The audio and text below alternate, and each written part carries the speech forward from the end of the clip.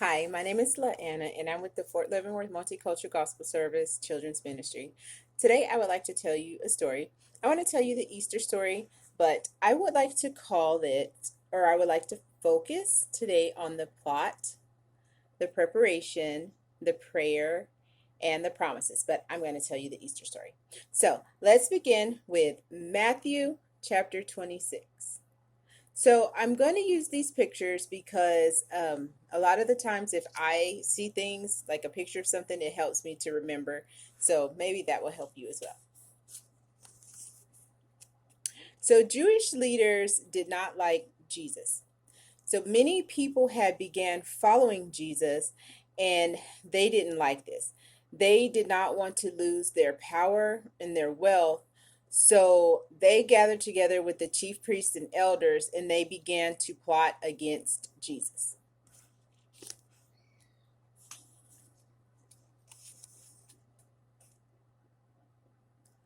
Judas, who was one of Jesus's disciples, went to the chief priests and asked them what would they give him if he would help them capture Jesus. So they agreed to give Judas 30 pieces of silver to betray Jesus.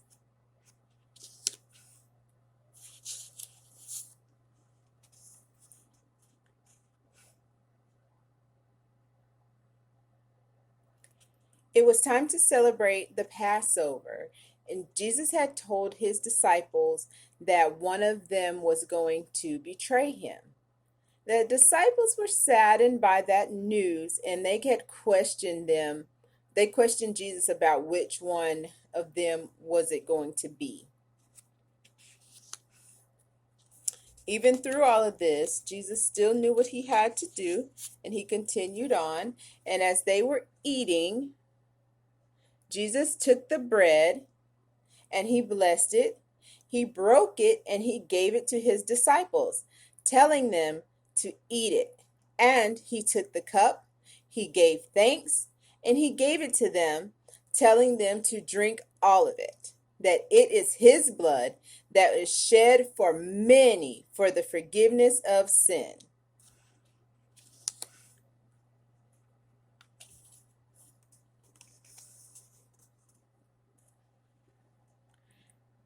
As the time was getting closer, Jesus still knew what had to be done.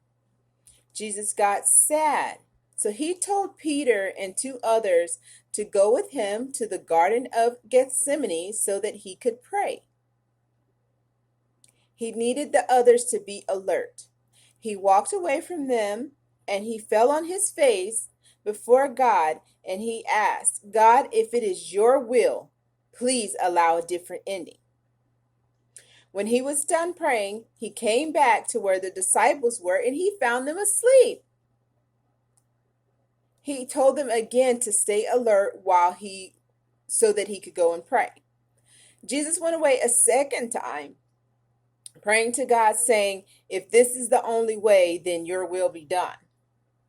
Jesus came back and found them sleeping again. He left them and he went away and prayed again a third time, saying the same words.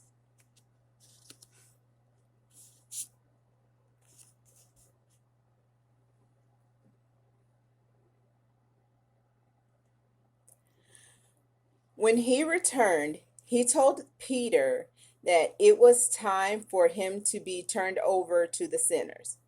And as Jesus was still speaking, a crowd of armed men approached him along with Judas. Judas greeted Jesus with a kiss, which was the signal that he was the one that was to be arrested. The armed men then arrested Jesus.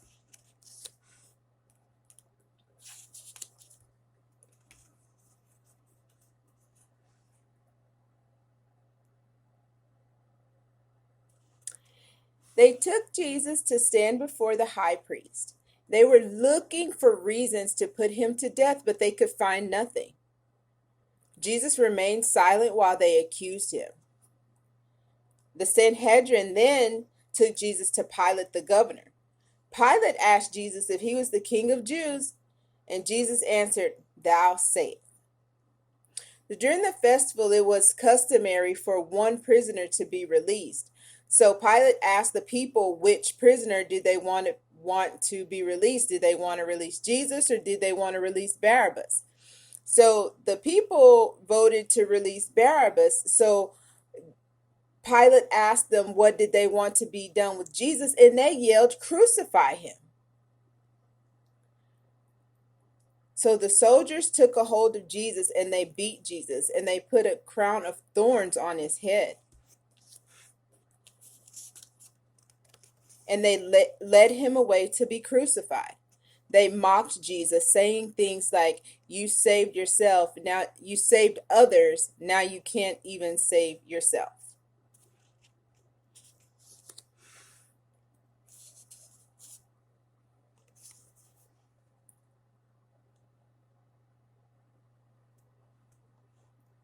From about noon until 3 afternoon, darkness came over the entire land. Jesus cried out, my God, why have thou forsaken me?" Jesus cried out again in a very loud voice, and at that moment he surrendered his spirit. Jesus died on the cross.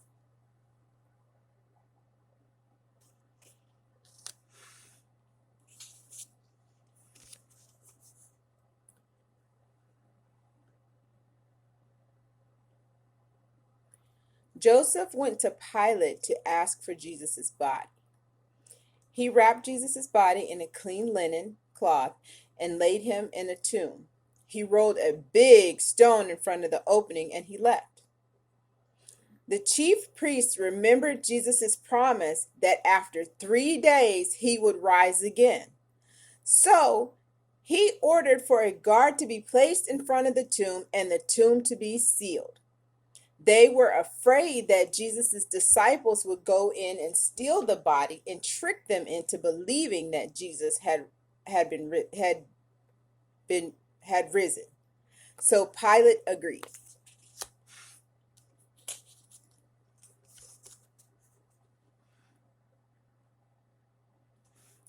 Mary Magdalene and another lady named Mary went to visit Jesus' tomb. As they approached, there was a huge earthquake, and the angel of the Lord came down from heaven, and he rolled the stone away from the front of the door, and he sat on it. He told the woman, "Don't be afraid. I know who you're looking for, but Jesus is not here. He has risen." The angel then showed them the place where Joseph had laid him. The angel also instructed them to go tell the disciples to meet Jesus in Galilee.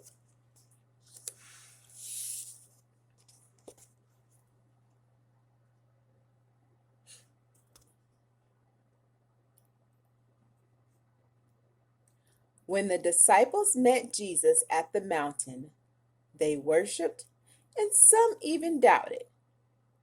Jesus spoke to them, telling them, "All power in heaven and on earth is given unto me."